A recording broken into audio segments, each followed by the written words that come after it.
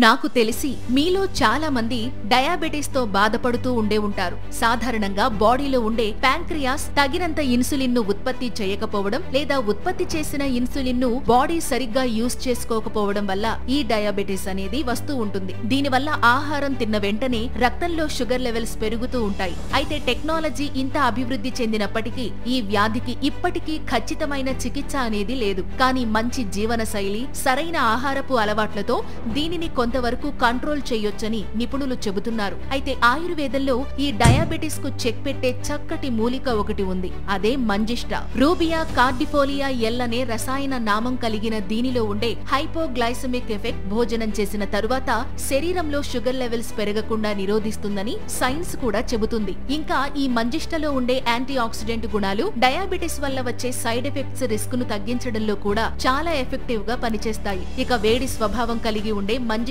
శరీరంలో పేరుకుపోయిన టాక్సిన్స్ ను తగ్గించి మెటబాలిజం ను బెటర్ చేయడంలో హెల్ప్ చేస్తుంది. దీనివల్ల తిన్న వెంటనే బాడీలో షుగర్ లెవెల్స్ తగ్గడమే కాకుండా మళ్లీ పెరగకుండా ఉంటాయి. అంతేకాకుండా ఈ మంజిష్ట బాడీలో ఇన్సులిన్ పనితీరును మెరుగుపరచడం ద్వారా షుగర్ లెవెల్స్ కంట్రోల్ చేయడంలో కూడా హెల్ప్ చేస్తుంది. ఇక దీనిని ఎలా ఉపయోగించాలి అనే విషయానికి వస్తే డయాబెటిస్ పేషెంట్లు లంచ్, డిన్నర్ తర్వాత ఒక గ్లాస్ గోరువెచ్చని నీటిలో 1 స్పూన్ మంజిష్ట పౌడర్ కలుపుకుని తీసుకోవచ్చు.